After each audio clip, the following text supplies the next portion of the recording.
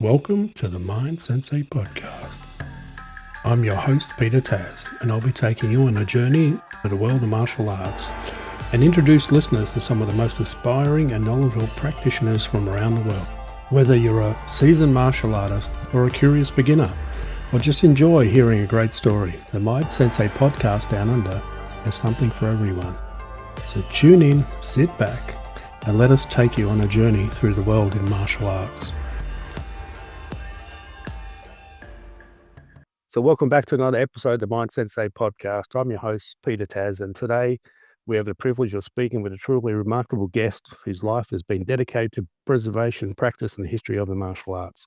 Joining me is Mr. Michael Matsuda, a sixth-generation master of Tai Shing Kwar, better known as Monkey Kung Fu.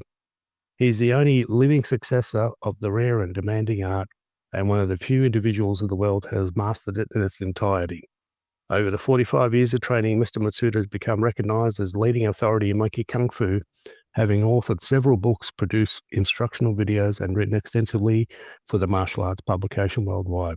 His contributions go far beyond personal mastery. As the founder and president of the Martial Arts History Museum in Burbank, California, Mr. Matsuda has worked tirelessly to preserve the culture, stories, and tradition of martial arts for future generations.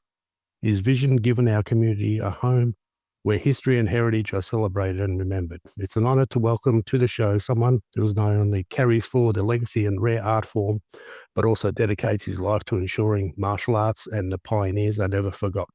So please join me in welcoming to the Mind Sensei Podcast, Mr. Michael Matsuda. Greetings, Peter. Thank you. You're physically doing what we're doing digitally, so it's a bit harder, I think. So welcome to the podcast. Let's kick this off with what inspired you to start practicing, how you got involved in martial arts. I started martial arts in 1967, so I'm an old fart in the martial arts. My dad had taken Judo in the 20s and 30s, and then when we grew up, when I hit about 7, my dad insisted we learn Judo. So we went to the Japanese Community Center. At that time, in the 60s, they didn't allow kids in martial arts. But because we were part of the community center, they allowed me and my friend. So the only thing I remember for a year is the ceiling, because they kept throwing us everywhere, the ceiling, because we were the smallest people there. I hated it. But we had to go and do it for 1 year. 1 year to the day I quit. But something happened at school. A bully jumped me in the 4th or 5th grade. I don't remember exactly. He jumped on my back. I grabbed him and I flipped him in front of the whole school. And I said, this stuff works. And that was it. I was sold on the martial arts and I've been doing it ever since. Got into jiu-jitsu, karate, kickboxing, and then kung fu's been my main love. Hung Gar style and monkey style. But I've done a lot of kickboxing with Sensei Cecil Peoples and a few other things. But Kung Fu has been my main love. Been doing it ever since. Who was your first judo instructor? Do you remember him? I have no idea. I was only 7 years old. Too busy staring at the ceiling. They were strict. Oh, my God. You know, it's that old time. You had to bring out the straw mats. There were no foam mats. It was all straw mats back then. You had to bring them out, and then you had to cover all the straw mats with a canvas. And boy, did that hurt. We had to tear it up, bring it out, set it back down, and put it away. Old school. But I don't, white uniforms, 3 belts, and that was it. A white, green, and black, I think. That was it. So old school. But I learned a lot. You guys had mats. Well, there must have been in a posh school. They were straw mats. They were straw. That hurts. Straw. Oh, you just did. They were all straw. Yeah, nice. Okay, so then from there, your journey took you into Kung Fu, I believe, right? Right. I dabbled in jiu-jitsu, and then I saw a guy named Al DeCascas came into school, and he had a black uniform. He was doing all these circular moves, and I said, that's it. Whatever he's studying, that's what I want to learn. And it was Kung Fu. So I found a Kung Fu instructor with Buxom Kong and trained with him for a long time, about 10 years almost. And then I bumped into a friend of mine and we learned Monkey Kung Fu. And I've been doing Monkey Kung Fu. I still teach it today every week. But my love has always been Kung Fu, whether it's monkey Kung Fu or Hung Gar style Kung Fu. I've been doing that ever since. Enjoy it, love it. Okay. Well, Buxom Kong, I interviewed a good friend, Mr. Gary Swan, also trained with Buxom Kong. He used to fly to Sandtree at Cisco. Yeah. Small world, right? Yeah, it is. So many people stuck with him because there weren't that many people out here, so we all have this tie together, Al Dacascos and, all these guys all tied to Buxom Kong. So, which is, kind of nice to have at that time. Okay. Well, can you describe some of your training during your period with him? And Buxom Kong's training, I loved it. It was cement floor, smooth cement, and boy, did it hurt.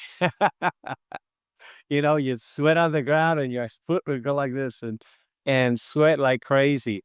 But it was the best time of my life, training under Buxom Kong, the best time of my life. I really enjoyed it. It was a big classroom setting, and I enjoyed that. But when I was doing monkey, it was just mainly the two of us, my teacher and I, and students would come in and out. It was a garage school, and it was a cement floor, and hardest training in the world. Like today, people don't last in the style I do. It's too hard. It's low to the ground. You're using muscles you never used before. And if you can't be low to the ground, don't even try it. So it's a very difficult art. There's only a handful of us who've ever done it in the entire world. And we all know who each other is. And that's why it's just so rare. And sadly, it's going to be lost after if none of my students pick it up. That's it. The style's gone forever. So yes, yeah. Well, it only takes a generation to disappear, right? I know it. I know it. Yeah. Well, I've put most of it on video so people can see it and learn from it. But when I'm gone, it's probably it. So when you did Hung Gar Kung Fu, you also studied with Sifu Lyle Fujioka, is that right? Right, right. Lyle was actually my first teacher. I was going to the YMCA, and Lyle Fujioka was one of Buxom Kong's students. He studied with Vernon Rayeta. Vernon Rayeta was also Buxom Kong's students, and so was Lyle Fujioka.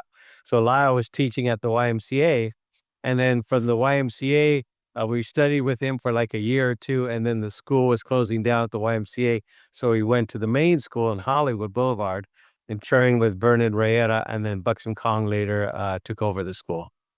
But it was always Buxom Kong's school. He just finally came to the mainland for Hawaii and took it over. Okay.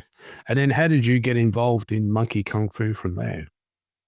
A friend of mine, I was doing Hung Gar already for about 3 years, so I was in the advanced class. And a friend of a young gentleman, maybe 5 years older than me, came in. They were college age at this time, and he came in, and we became friends right away. And he was not very good at Hung Gar, not very good at all. But one day at his college, this Hong Kong guy saw him, and he says, "Your kung fu is no good. I'm going to teach you something you're going to really enjoy." And he didn't tell him what it was. And he says, "Okay." And so he started teaching him. And then when he was teaching him, he came to me and says, "Hey, I'm learning this art. Now, in the meantime, I'm teaching this my new friend and trying to get him caught up to me so he can be in the advanced class too." So every class I go into his house because it's nearby, and I teach him Hung Gar. But when he started learning monkey, he says, I'm learning this new art. You want to learn it too?" And I said, "Sure, why not?" So everything he was learning, he was teaching me. So at the same time he was learning, I was learning. And then we eventually learned it was monkey kung fu because in the beginning it didn't look like it. But we've been doing that. We were friends for many, many years. We trained together for 35 years. We were best friends and trained together. And then now I've been doing it a total of 45 years. But yeah, I'm the only one. Everybody's left. They all come and go. It's a hard art. It is. The grapplers should to learn this art because it's all low up to the ground. It'd be a great art for MMA guys, it really would be. But it's a difficult, even till today, it's still hard on me.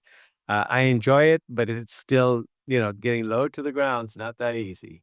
You were also chosen as a sole successor as well. Is that? Yeah, I'm the last one. Okay. You know, in this art form, it was passed on from the main guy. We're talking 6 generations. From the main guy, it was passed down to one person. From that one person, it was passed down to one person. From that one person, it was passed down to 10 people. And from those 10 people, only 2 of them carried it on. And then from that one person was me.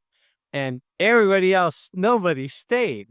It was too hard, but we were friends, so we stayed and trained together. But it's so hard that nobody stays. And I'm the only one that stayed. So I'm the only one succeeding. That was it. It'd be nice if we had more successors, but it's just it. The family's treated like 8 people. That's it, the total. It's only 100 years old. Is it originally it's a Chinese art, is that correct?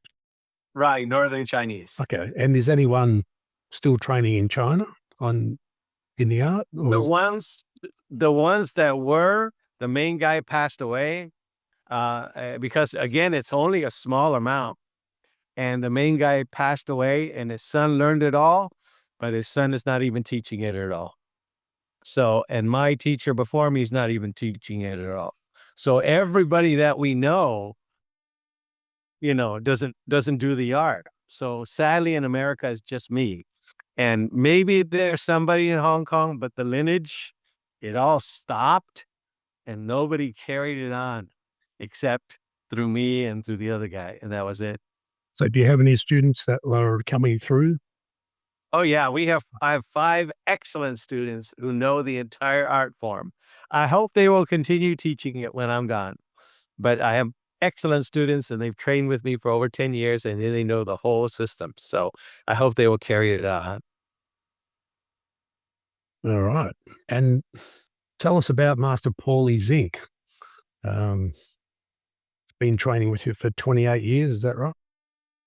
We trained together a total of 35 years. 35. Okay, that was your best friend, right? Yeah, we were best friends for a long time, and he's the one that taught me. Teaching with him, the students came and went. He had a garage school, and nobody stayed over a year, not even that much. Usually they stay for 1 or 2 lessons and they're gone because, again, it's slow to the ground. And we had 1 or 2 students that stayed a few years, and that's about it. So him and I were friends, best friends. So we go out together all the time. We go, to dinner and stuff like that. And then we train. And then we do this, and then we train. So we were training all the time, him and I together. So it wasn't just once a week, twice a week, 3 times a week. It was all the time we're training together. So, we did that for a long time, 35 years together, and then he moved away and I've taken it over since then. Okay, so tell us a little bit about monkey kung fu. Is it 5 forms and does it involve obviously other aspects of the art? For people who don't know, I'm looking to educate myself mainly. Okay. I'll put monkey kung fu in a nutshell real quick. Okay. Monkey kung fu are monkeys. Okay. That is about monkeys. Okay. The guy that invented it, knew the grand earth system in kung fu. So it's low to the ground. So when he started imitating the monkeys, he devised 5 forms, 5 monkey forms. But the whole goal of a monkey is, let's say a tiger goes into a little colony of monkeys. And there's no way the monkey can defeat the tiger. It's just not going to happen. No matter what, they're not going to defeat the tiger. So what does the monkeys do? They zoom from one end, zoom from the other end, whacking that tiger as hard as they can, pulling its tail, hitting it on top, everything that they can to annoy the tiger, to annoy him so much the tiger says, "Forget this. I don't need this." And the tiger takes off. That's what monkey kung fu is about. You're not going to win the fight, period. So when you do monkey kung fu, you're going to do damage as much as possible and get out. So you're going to grab that person, instead of grabbing their arm and blocking, you're going to grab that arm, pull it to the ground. You're going to elbow it. You're going to hit it with its knee. You're going to hit it, boom, boom, boom, and you're gone, and run out of the way. And that's what monkey kung fu is about. you're going to do damage, hard damage. So you better know how to do it. Bang the knee, break that knee, get him down so fast he has no idea what he's doing. Instead of waiting for a block, no, you're grabbing him, you're pulling him. As you pull him down, you're kneeing like Muay Thai, very similar to Muay Thai in many ways. You're elbowing him as he comes down. You're gonna hit across the neck. 1, 2, 3, you're the damage, and you're out of there. And that's a monkey kung fu. You're gonna do damage, but get away, because if he catches you, that's it. You're not going to win one-on-one. It's not going to happen that way. You're going to do damage and get out. And that's training. Training is very hard. Training's low to the ground. Training is a lot of Muay Thai style, low to the ground. A lot of low kicking. There's also high maneuvers as well. There's a lot of grabbing, pulling, grabbing instead of someone choking you, rather than grab their arms. You grab their arms like a tree trunk, and you pull them into it at the same time. You get your foot and push it up there and hit them there, or hit them in the gut enough to do damage, and then get out. So that's a monkey kung fu. Very brutal art if it's done right. Very brutal. And but again, it's made to do as much severe damage in 1 or 2 blows, and then you're out of there. And that's a monkey kung fu. We're not going to win one-on-one. It's just not going to happen. We're going to lose one-on-one. So you got to fast, quick, and do damage, and break those knees, whatever you can do, and get out. And that's what monkey kung fu is about. Okay. That's it in a nutshell. Okay. So it's 5 forms. Is that right? 5 forms? There are 5. Yeah, there are 5 monkey characteristics. Like I saw a video the other day, which was really cool. And it had a lion or something into a den of monkeys, or like baboons or something. And all the monkeys ran away except this one monkey was the stronger, the fiercest one. And right away he went to attack the lion. Okay. As soon as he did, he was the alpha monkey. As soon as he did, the other alpha monkeys attacked the lion and then ran away and kept beating on him. The same thing. So there are different characteristics. Someone is very strong, very powerful, a little more stronger body strength would be doing the stone monkey. So, it's a monkey form designed for someone with hitting a lot of elbow, a lot of knee, a lot of powerful moves. That would be someone that's more my size, the stone monkey. Then you have like the lost monkey, who is very quick and runs around, because do damage very quick when he runs all over the place, very skinny, very small. And you learn techniques that were geared toward a person of that stature, of small or skinny. Okay, you can't hit them this way, but you can get around them and hit them this way and move faster this way. So every form fits a person's personality. For a monkey stylist, you learn all 5, but you find the one that you would fit your personality, and that's when you usually push harder on or work harder on. So for me, the stone monkey, I'm a bigger guy, so stone monkey fits me. I'm more the alpha, elbows and knees and all that fit me. But other people, they're more flexible or more movements, or they're faster. They would fit the other 4 monkeys.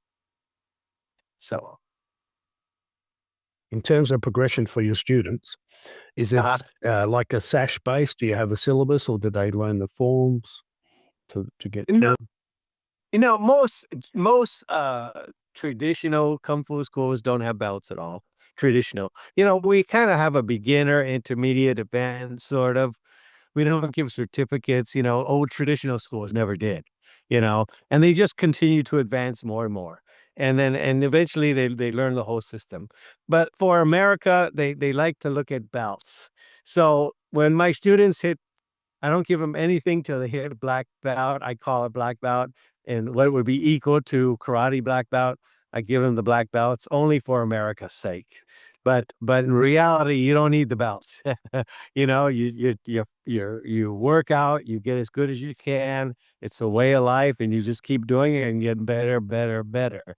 But if you need measurements here in America, you give them belts, and that's what we do. We just give black belts and up. Okay.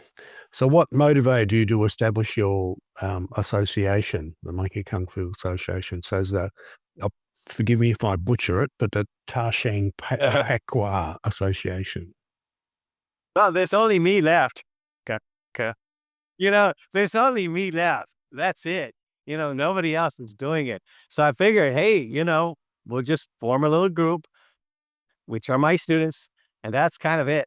I sell it online for people to learn, and some people do buy it online. And I said, look, if you buy it online, I'll be more than happy to come online and show you if you're doing it right without any charge at all.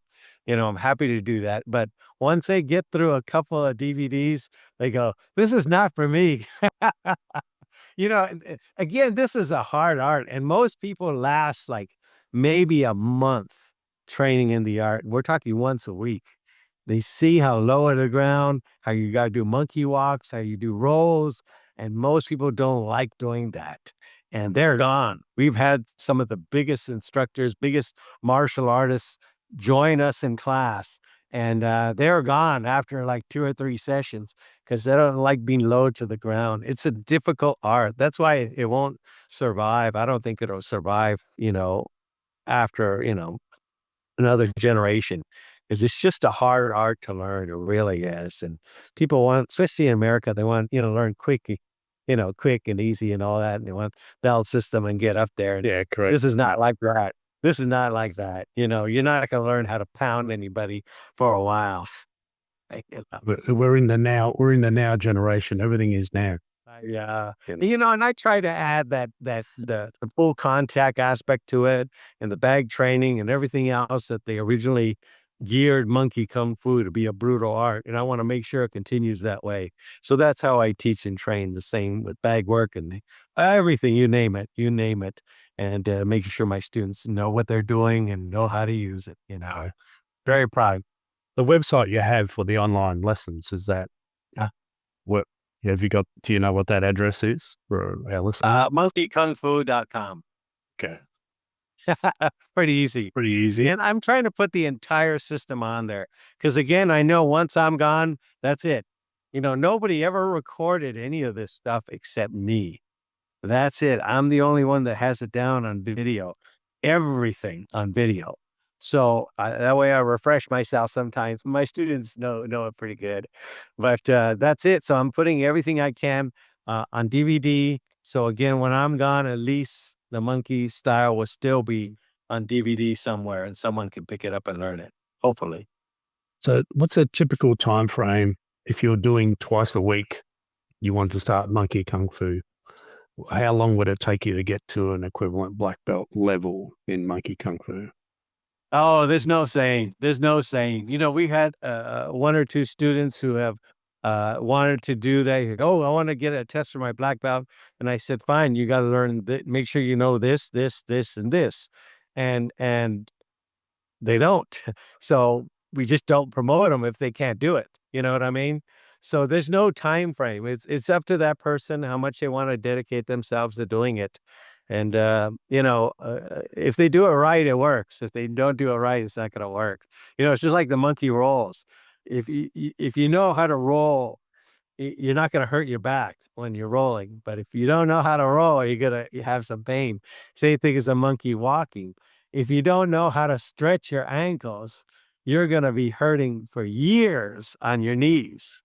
And we don't do that. My knees, in 45 years, my knees have never hurt because I know how to stretch my ankles. So I never use my knees. The knee isn't stretch. It's the ankle that stretches. So I do it right, and my students do it right. So if you do it right, it's gonna work. But if you don't do it right, you're gonna stumble and fall, and you just can't move forward. So again, there's no time limit on whatever they progress. It's up to them. Okay. So what's been your average then for a black equivalent? What has it taken? 5 years, 10 years, 3 years, 20 years? I would say probably about 45 years, maybe 4 years around there. Yeah, around there. It's up to the person though, but around there, 4 or 5 years, it's up to the person. But again, I've been doing it 45 years, and I have instilled in my students who've been doing it about 15 years all my knowledge already, and 45 years worth of knowledge I've already instilled in them in 15 years. Yeah, I think back in the day, I think everyone thinks because you're a practitioner you can teach, but that's not the case. You've got to be able to convey the information, and you've got to bridge the communication gap, between relaying the information. So I keep saying that was one of the things I was grateful that I started Kempo, because Ed Parker created all the terminology that made it easier for us, so we could discuss the details. Oh, he was a great man. I loved Ed. He was a good man. We were always good friends. I appreciate him very much. He confided in me a lot, and I appreciate that. Let's talk a little bit about Mr. Parker now. We'll get into your personal experience. So we always ask everyone on the podcast. It started as originally a Kempo-centric podcast, but we've branched out.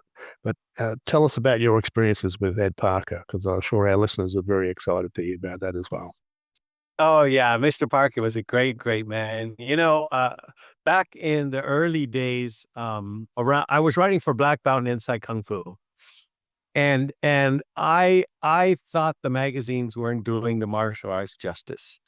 Black Belt magazine would hire any editor. They weren't martial artists. Only Mito was the martial artist, but nobody else was martial artists. Inside Kung Fu would all hire kung fu artists on there. And I thought, I was writing for both of them, and I said, I need to do a magazine that focuses on history. And that's what I wanted to do, on history. And when I started doing it, I started Martial Art Magazine. And I was doing it was a quarterly magazine in Southern California. And that's when I got involved in the tournament circuit. And back then, that's when I got to know Mr. Parker. Got to know him very well for a long time. He used to help me with the magazine. And, we became close because at the internationals, he had me at the judge back in the old days. And that was a great time, the internationals. I miss that. But, I knew his family very well. And I was very thankful that he used to say, he'd call me and says, Michael, what do you think about this person? Do you trust in this person? What about this person? And I didn't ask him to call me on people. He called me on that. And I thought that was very nice of him. I really appreciated that. He didn't have to call me. I'm nobody. I'm just a guy starting a little magazine. And here he is asking me for advice. And then we go to meetings. He sit right next to me. And that was really nice. So I got to know Darlene and Ed Jr. and a little bit over the years. And I really appreciate that. He was always kind to me. Anything I needed, he says, I got it here for you. Whatever you need, let me know. And that was very nice of him. I really appreciated Mr. Parker, and I was very sad when he left. But he was there for me in the beginning stages when no one else was there. Mr. Parker was there for me, and I truly appreciate that. And today, Darlene's always there for me, and Ed Parker Jr. is always there for me, helping the museum, helping us doing artwork for free, doing all this stuff to help the museum, and all that stuff. So and getting stuff for us, and that's really nice of them. So the Parker family is very dear to me. Do you have any funny stories you could share with us? About Mr. Parker? Yeah. Yeah. No, it was all business. So I had the magazine, he had his stuff going, and everything we talked was business. I should have been more fun. But I'm trying to do a magazine. You know what I mean? Yeah. So it was all business. It was all business. So yeah, Darlene used to ask me, oh, do you remember when my dad would do this? And I said, no, because all we did was talk business. We talked business. We didn't do personal stuff. We didn't go out to eat. It was all business discussion. So I didn't get to have that friendship time with him. It was all because I was doing a magazine. My focus was on the magazine. So do you have any memorable moments with Buxom Kong in your training? I had a great time there. Before Buxom Kong owned the school, and Vernon Rieta was the instructor there at the Hollywood School. And then later, Buxom Kong took over the school. But I loved training with both Vernon Rieta and Buxom Kong. And I think one of the funniest moments we had was we were doing the sword, the Darndo. And we were all doing the sword work. And somebody had came into the school because we were on Hollywood Boulevard. right there at Hollywood Boulevard. We get some crazy to come in. And somebody did something crazy. And so Vernon had the sword, and we all had the sword. And he ran out chasing the guy. So the whole school ran out with swords, chasing the guy down Hollywood Boulevard with the swords. It was so funny. I don't remember what it was. We never caught him, but it was a fun time. It was the only time I really had a classroom setting. I had it in judo classroom and karate, a little bit classroom, but it was a big classroom setting with a lot of students with me. When I studied in monkey kung fu, it was mostly just me and my instructor, and that was it. Most of the time, sometimes the people would come in class and they'd come and go, but it was mostly him and I. But with Buxom Kong and Vernon Reyera, it was a whole classroom. And still today, I connect with them all the time. I just have great memories there. So the student that came in, did he try the line from a kung fu movie and said, "Your monkey kung fu is too weak for me"? And he's literally going to move in a different sync. Monkey, the one thing about Monkey, people underestimate me. They're looking at me and say, you can't do damage. And I said, I may not beat you, but I'm going to break both your knees before the fight is over. Keep that in mind. That's my target, your knees. And they said, oh, never mind. I said, I'm going to break your knees, guys. That's just how it is. But, it's a great art. It really is a great art. And, people just underestimate me all the time. But that's good. It's good. That's the surprise. Yeah, I just like I would be a great assassin guy, because I don't look like an assassin. Sifu Planus used to say that all the time. He says, "What do you think makes it work? It's surprise." But There you go. yeah. Yeah, yeah.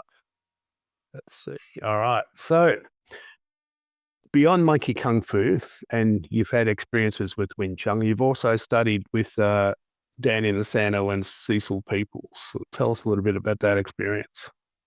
Daniel Santos student. I was going to Chinese school at the time, and I was studying at the Chinese school, and in the break in between, we had like 2 hour class. There was an hour break and 2 hours again. And in the break, they had a kung fu class. It was one of Danny Dos Santos' students that was teaching us, and I enjoyed that quite a bit. But that was only once a week. The class I really enjoyed was with Sensei Cecil Peoples. When I was taking Hung Gar, which is a great art, I love the art, but it needed more of that street kind of fighting. Back in I'm going to history time. Back in the day in 73, around 73, the boxers were making fun of the point fighters, saying, you guys can't fight. You're just doing it for points. You're not doing it for the ring. I remember that. They were all making fun of us. And then they said, okay, fine. We're going to take it in the ring. Guys like Joe Louis and Bill Wallace and Cecil Peoples, they got in the ring.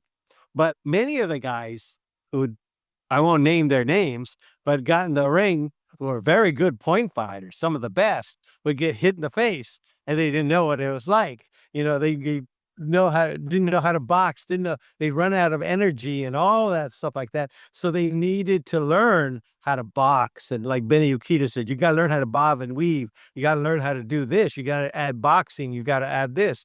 So when I did Kung Fu, I said, okay, I need to add something more to my arsenal. I need to be able to do this on the street and to fight anybody. And that's when I hooked up with Sensei Cecil Peoples.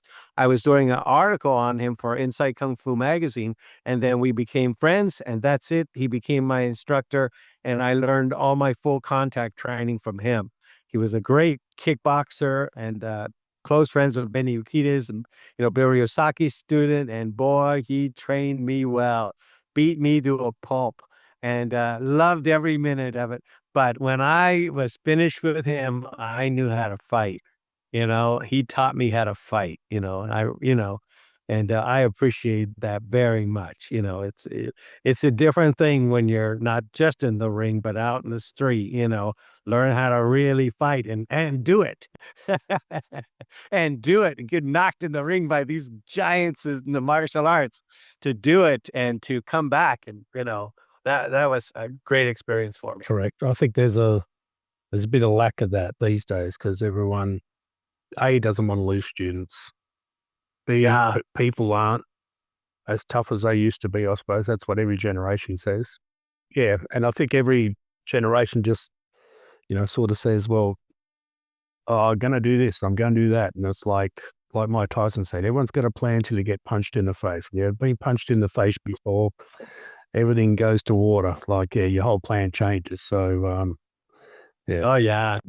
When the fight fighters, and again, I won't name names, got in the ring, some of these well-known guys, and boom, they got hit in the face, and boom, they'd hit and then wait for a point. And no, keep fighting. You got to keep fighting.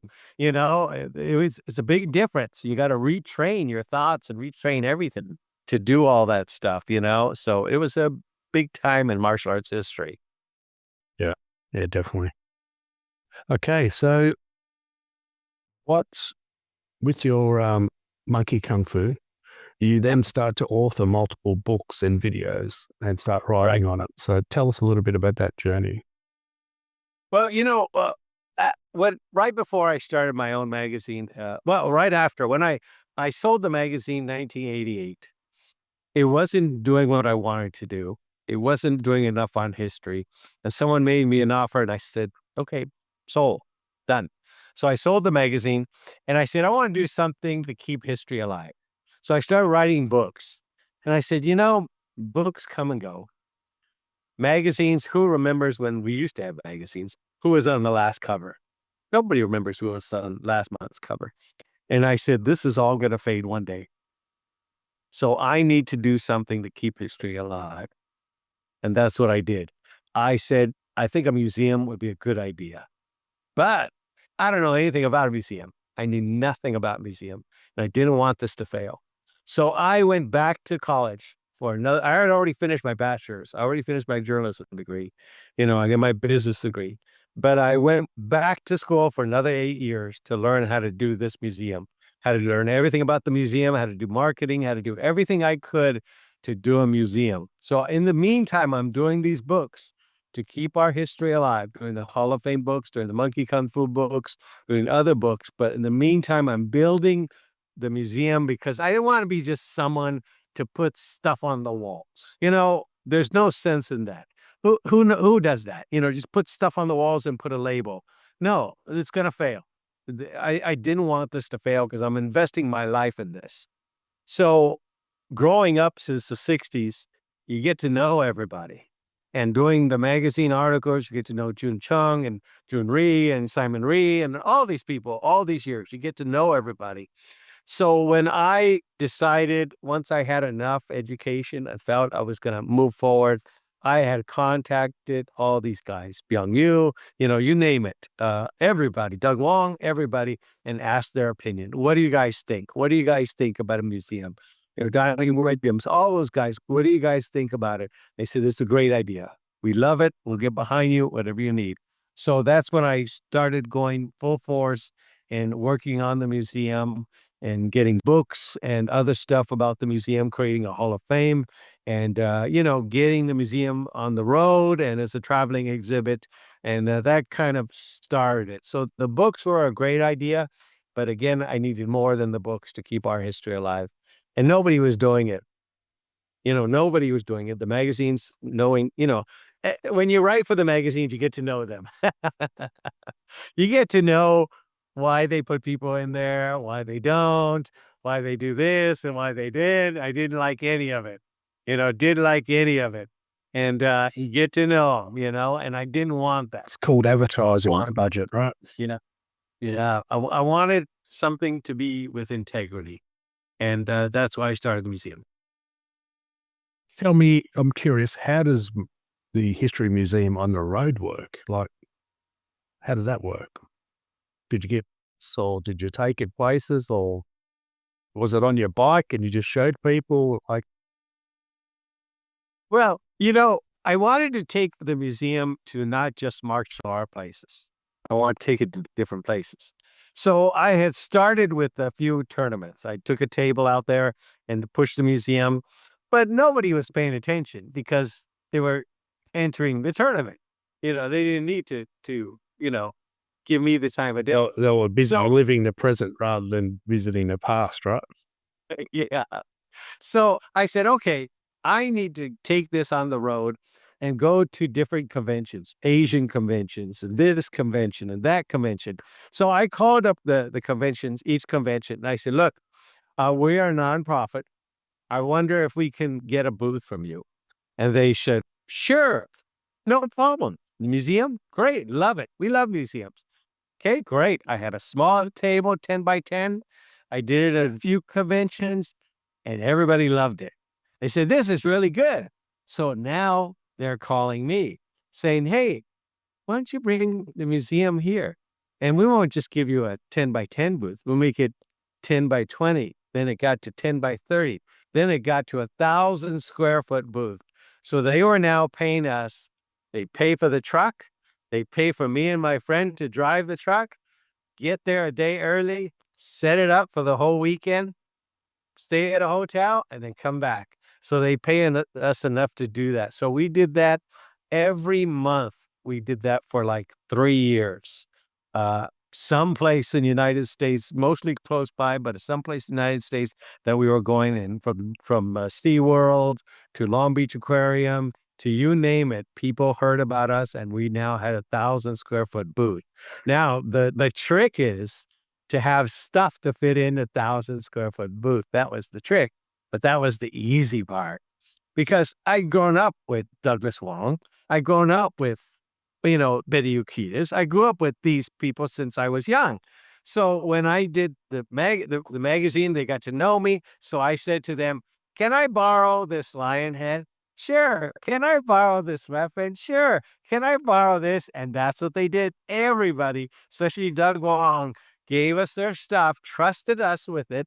So we took it on the road and everybody enjoyed it. We had felt walls, we put pictures on, and it became a nice big 1,000 square foot museum that people really loved it.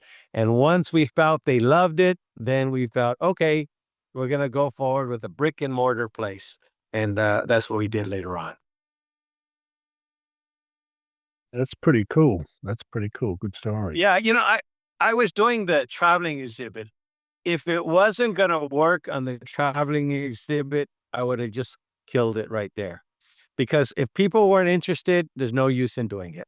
Yeah. It's just no use in doing it. So it was my big measuring stick, and I experimented with people liked putting up different things, pictures and all that. One of the things I did at once was a who's who.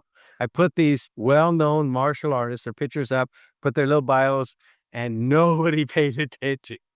It had to be culture. It had to be movies. It had to be art. And it had to be the who's who.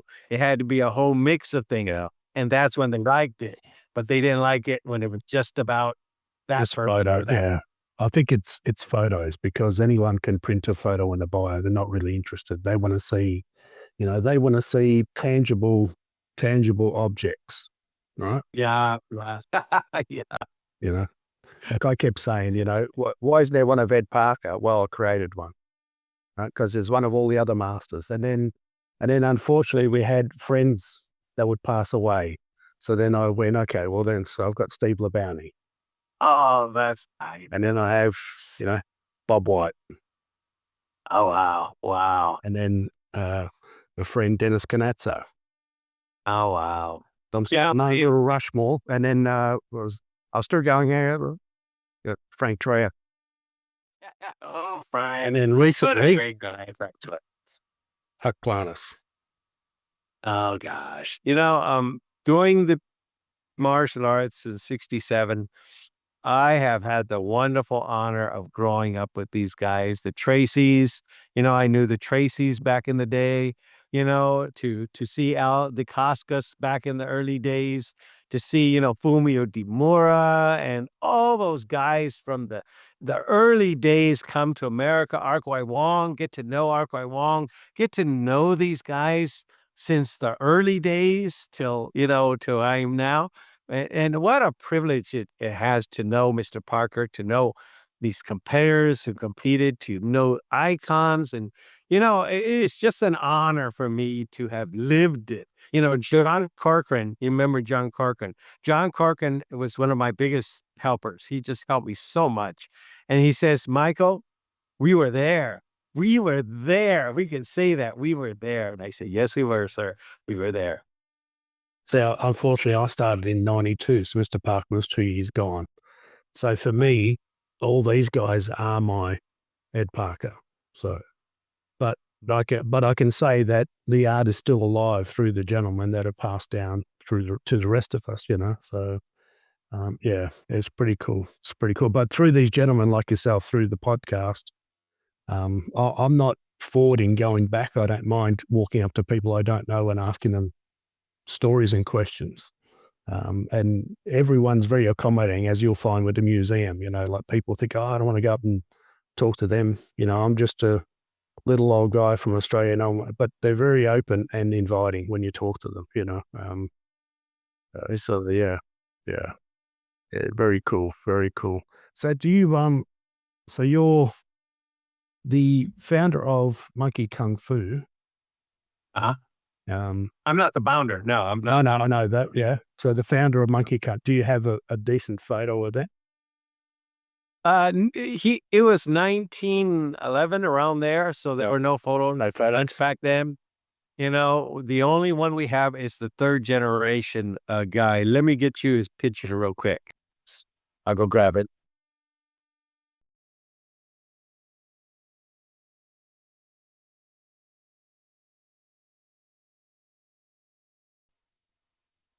Okay, yeah, the only guy, let's see, I have in my book here.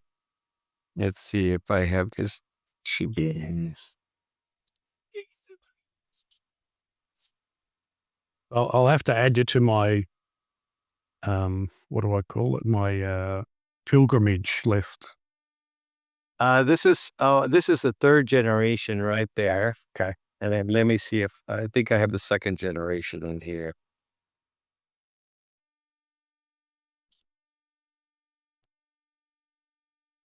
Yeah. Yeah. Here's the second generation right there. Okay. So it goes back, not that far. The first generation, they have cameras over there.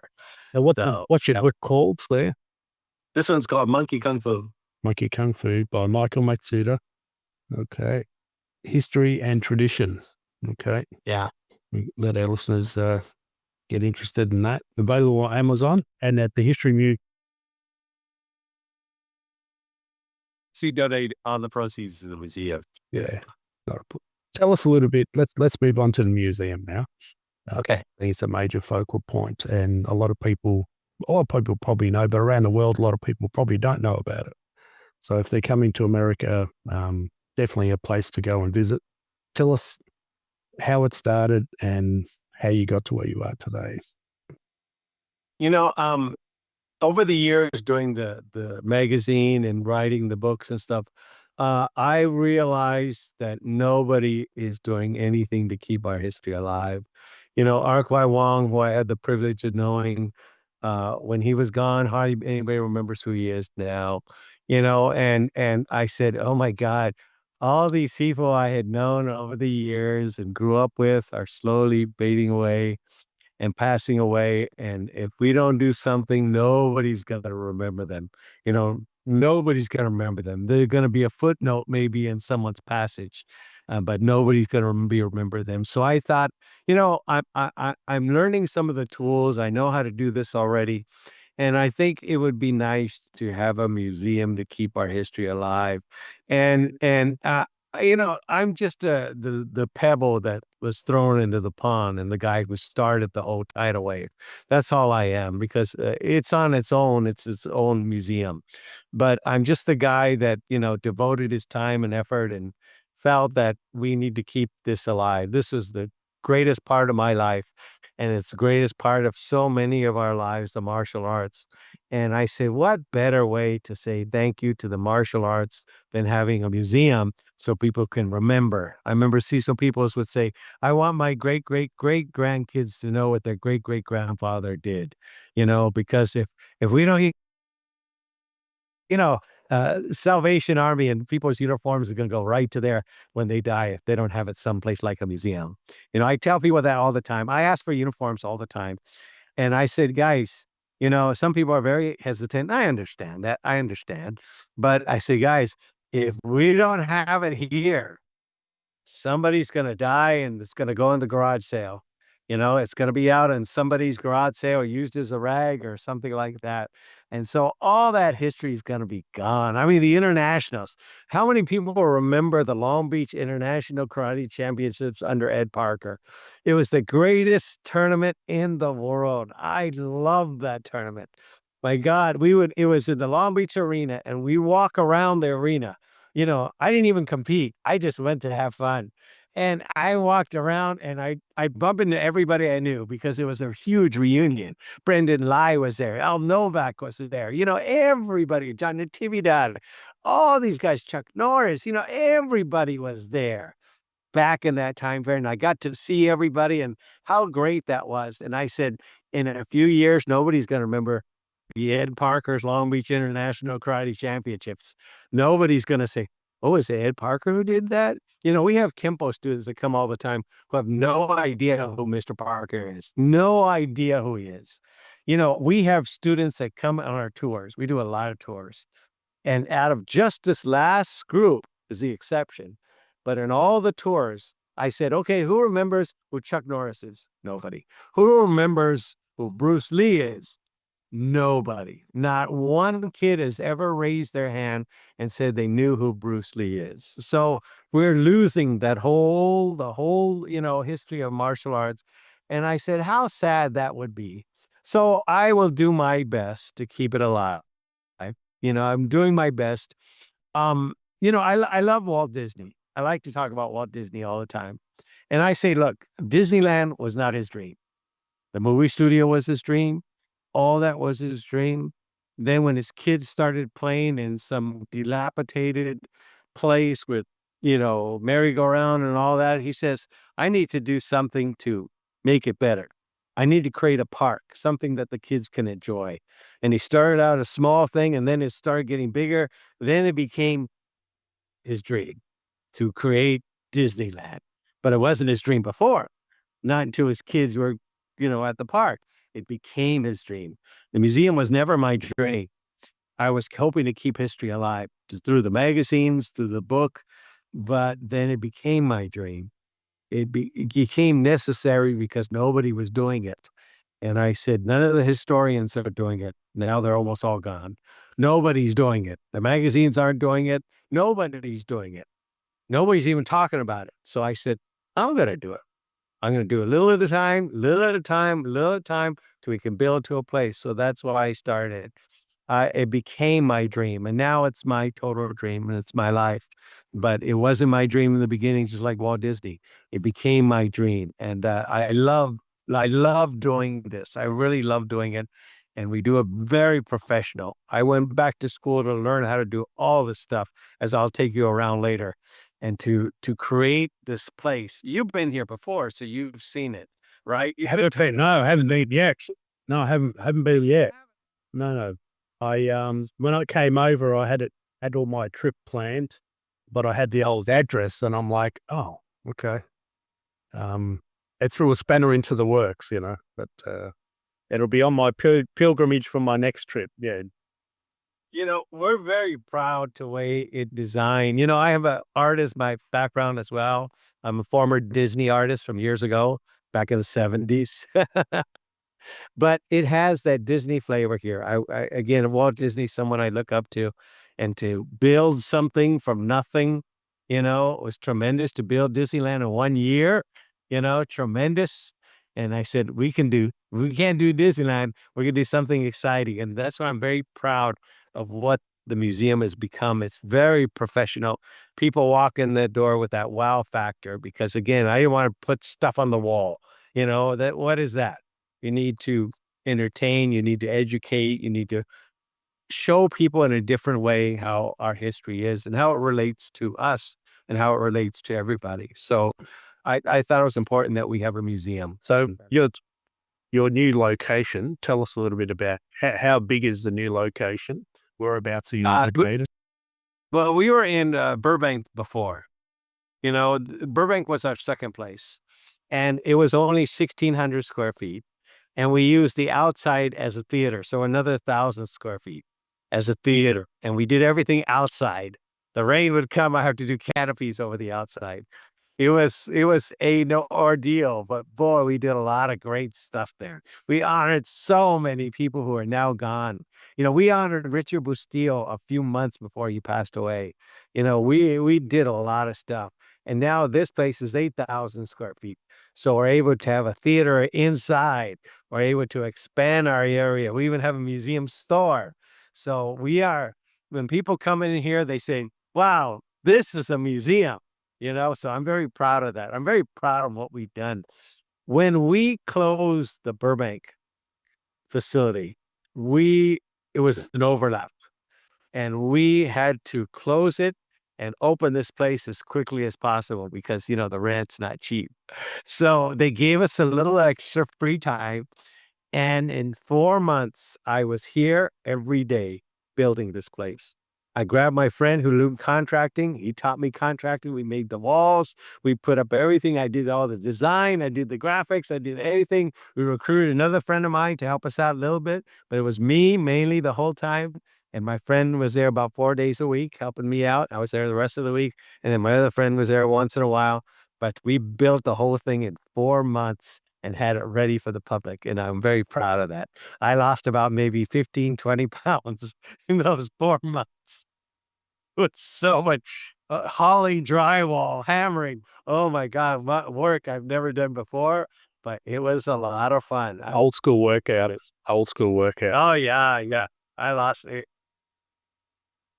I hardly ate. I was busy working and then designing at the same time, doing all the graphics, all the design work. Because as someone who has a design degree, I was doing all the design in here. So as you'll see later on when we go around. Okay.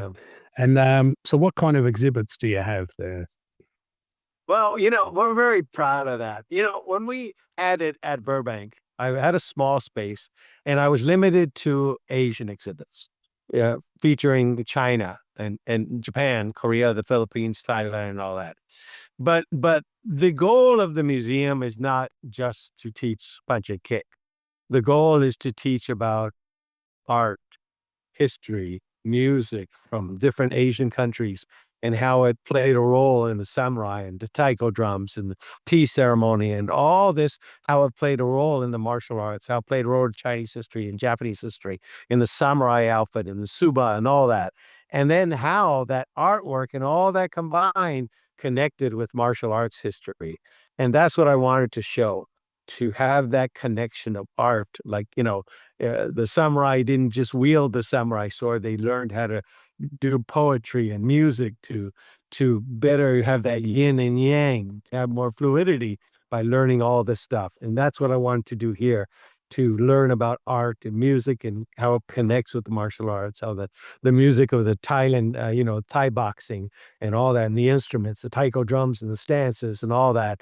So I wanted to have a well-rounded look at tradition and culture and how it connected with the martial arts and how martial arts made an impact in American history through the movies and films and TV and anime and all that. And that's what we have. We have anime. We have martial arts and film. We have the Hall of Fame wall. We have, samurai swords and samurai uniforms. And we have ninja stuff. And we have, all this different stuff from Hawaii and, Hulua stuff. And now we have, with our big area, we're now expanding. We now have an Armenian section. We're working on that. We're almost done with that. A Native American section, a women's warrior section, a Hispanic section, and eventually we'll have everything in here. And later on, we'll have a rotating exhibit. So if we couldn't fit it in, we're going to have it rotating. So eventually every art and every style will be represented here. Even if it's just a short time, it'll be represented here. So we have all that here at the museum. Yeah, nice. And have you approached the Smithsonian and stuff does put in, they do temporary exhibits, right, in their museums. Would they not Yeah, have a martial arts exhibit? In the beginning, I tried to do that. In the beginning, I tried to say, I went to the Japanese American Museum, I went to the Chinese Museum, I went to all these museums and say, why don't you have an exhibit? Let's do an exhibit on martial arts. I have everything. And they said, well, we need so much money to do that and this and planning and this and that. And I said, I got it all, guys. I got the cases, I got everything. And they didn't want to do it. They didn't want to do it. We have the Japanese American Museum here, and their focus is on the internment camp, not on Japanese history. Yeah, okay. Just internment camp. So we got nowhere in hooking up with other museums. We had some great advice from like the Natural History Museum and the Japanese American Museum, which were very kind to me, helping me with advice and how to run a store and do that without any charge. They were happy to help me in that area. But as far as exhibit, they didn't want to have an exhibit. Okay. Okay. So let's talk a little bit about your education background. So graphic design, journalism, management, American Films Institute. Let's hear a little bit about the other side of skills from Michael Matsuda that not people might not know. Well, I didn't, when I went to school, I didn't plan for the museum. I had been working on writing. I wanted to write for Inside Kung Fu magazine. So I got a journalism degree. And as soon as I got my degree, I started writing for Inside Kung Fu magazine. My first first article was cover Bruce Lee in 1983. And I got the cover story. And then later I did articles to Chung and all that. So in the meantime, while I'm doing that, I'm learning advertising and how to do advertising. And so when we had the college newspaper, it was 4 pages. And I because I was learning marketing, I went out and hustled and got ads. And the ad here, another ad here. And we were from 4 pages, we were 8 to 12 pages because of my ads. And I was getting a little money for that because of working for the college. And they gave me money for the ad. So I was making my way through college by getting the ad. So I got a nice incentive. So I was learning and I said, I like doing this. So I went to school for learning marketing. So I went back to school learning marketing. I went to USC for a few semesters. I went to UCLA. I went to Northridge to learn art and design. And then I went to the American Film Institute and I went for over 3 years to learn how to be a director and a producer because I knew I was going to have to make videos. And I learned how to do that. And I came out of there learning how to do directing and producing. And I started doing a work as a producer. I became a producer for Blue Cross of California, heading up the media department. And I would have the videos. I'd shoot commercials. And I hired R. Camacho to direct my commercials. And so I learned all that. And I'm going to school. I learned architecture because I knew I was going to have to design and learn technical illustrating. I went to school for technical illustrating, a whole year for that. And then I went to programming because I knew I was going to have to learn how to program a computer. And I went to school for Photoshop, designing Photoshops and artwork and drawing. So I went back to school for all of that because I knew I was going to use it in my life because doing media, I was going to use it, but it happened to help the museum because we're all going in the same direction. Because I knew I was going to eventually, when I said, okay, we're going to go forward in the museum, I said, okay, now I need to learn how to do this. And I need to learn how to do this and learn how to do that.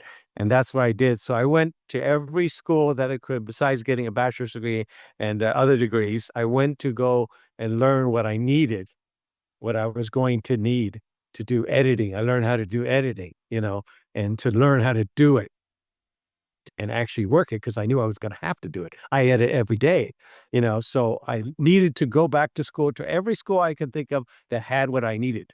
And that's what I did. I learned drafting so I can design this place. Literally, I drafted it out because I knew it.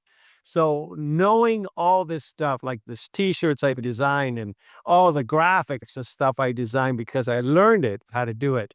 And that's what I did in life. I was doing it as a regular job. And it helped me out that way, and then it helped me with the museum. Who knew all the tools I learned was going to be used here every day? But yeah, I enjoyed going to school. It was a lot of fun. I went for I would say maybe 15 years total. Okay. I'm your host, Peter Tas, and you've tuned in to the Mind Sensei Podcast from Down Under. We want to take a moment to thank all our listeners for tuning in to the Mind Sensei Podcast. We appreciate your support and hope our show has been both informative and entertaining for you. If you haven't already done so, we would like to invite you to subscribe to our podcast so you never miss an episode. Finally, we'd like to thank our guests for sharing their knowledge and experience with us. Without their generosity, this podcast would not be possible. Thank you again for listening to the Mind Sensei Podcast Down Under. We hope that you continue to join us on this journey through the world of martial arts.